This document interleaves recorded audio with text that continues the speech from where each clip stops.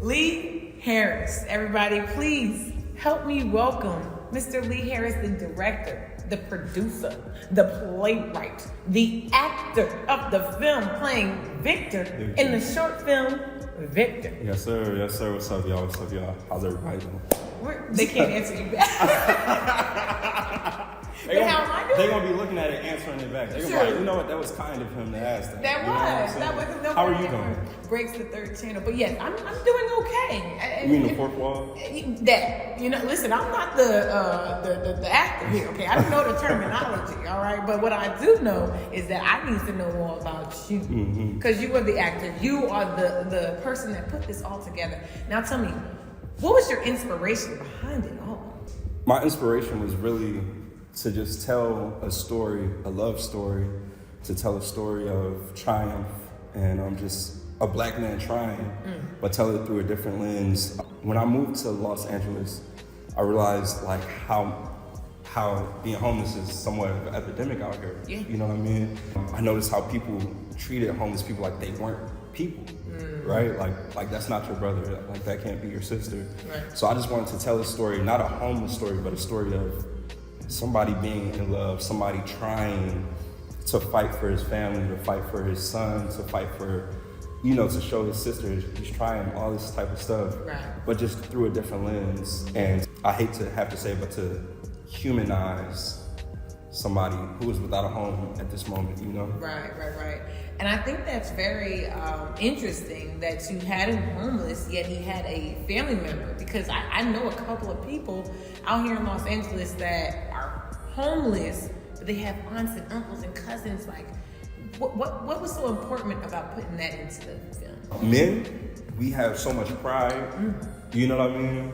So if we're homeless, if we down to our last dollar, right. We would rather just rock out than to ask somebody. Yeah. You know what I'm saying? We'd rather just rock out than to ask somebody. So I thought that was important. Like, he does have to show that he does have help. He's not out here alone. Yeah. His pride just is he feels like he can just do it his way. Yeah. And I think the black woman is so powerful, whether she's your sister, whether she's your girlfriend, your mother, whatever, she gonna help you if you're trying, Right.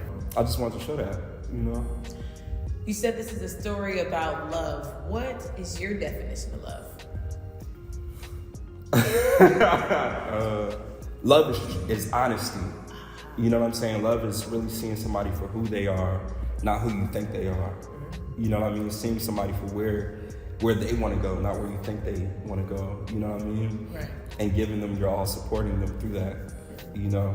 So would you say, because I feel like as a director, you have to support, you have to see where your different castmates are trying to go.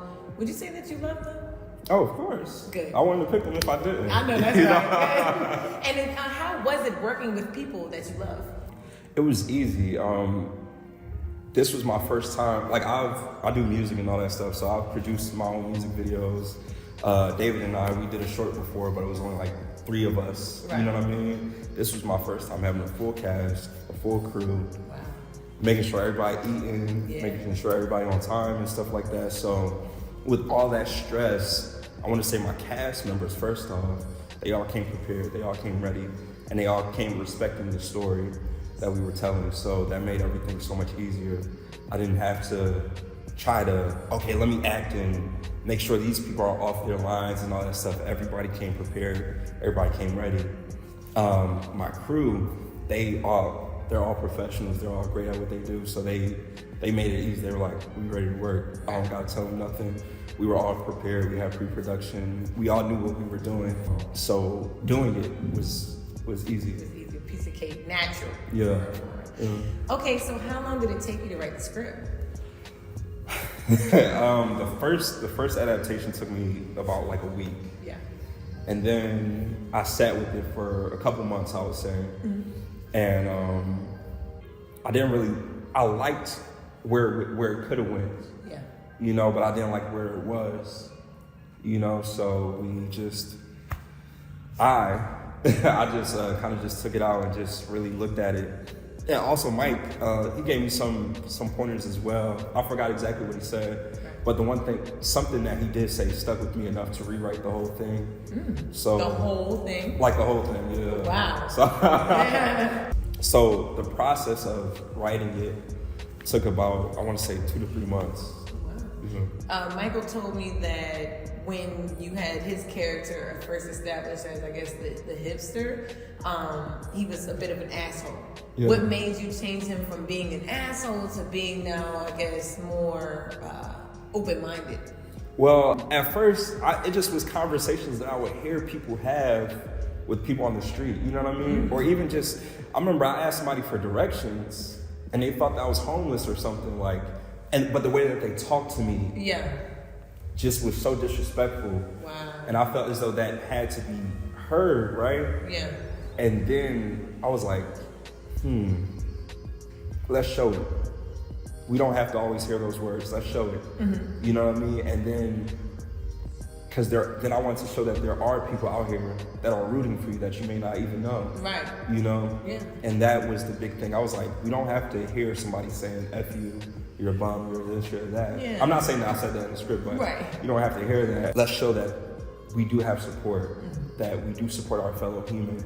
That was simple. That was why we wrote it. Yeah, that's good. I asked Paris the same question, but I'd love to ask you, did you have to do research to tap into your character, Victor, being homeless? Did you come to Skid Row? Were you studying films? Like, what did you do to really get into character? Of course. First, it started off with people watching. Just you know, we're in LA, just walking down the street, seeing people, seeing how they interact. Right. Then for a short period of time, I was part of this program, but because I was in transitional housing before I got to my apartment now. Yeah. And it was like And congratulations. Thank you. That's beautiful. That is beautiful. No, I mean, people don't understand how much it takes to get into your own spot out here. There's so many trials and tribulations and your credit, and you gotta have 3 times the rent, and then you gotta have like a dog with no hair. Yeah, it makes sense. So yeah, it's insane. It's insane. But I went to this program that was going to help me get regular housing, right?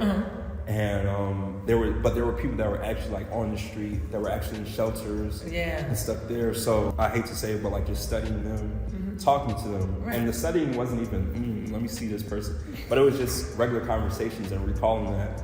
And then I studied on YouTube for like days, for hours, just watching interviews and watching people, just watching grown men saying, listen, I'm a human, I'm a person.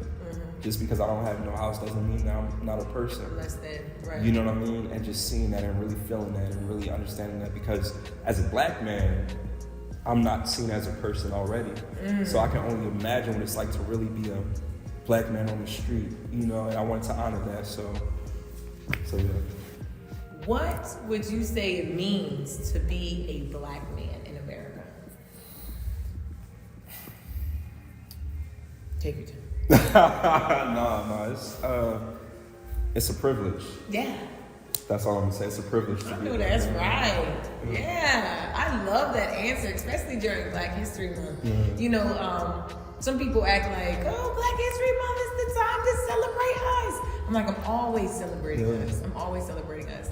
And right now, I love to celebrate you. I want to give you your flowers because you did a phenomenal job. I haven't even seen the film, but just by talking to the crew and working with you to set up this interview, I'm like, he's serious. Like, you know, and so I have to let you know, thank you. Thank you for being serious. Thank you for coming out here and doing your thing. Where are you from again? Go ahead and tell us.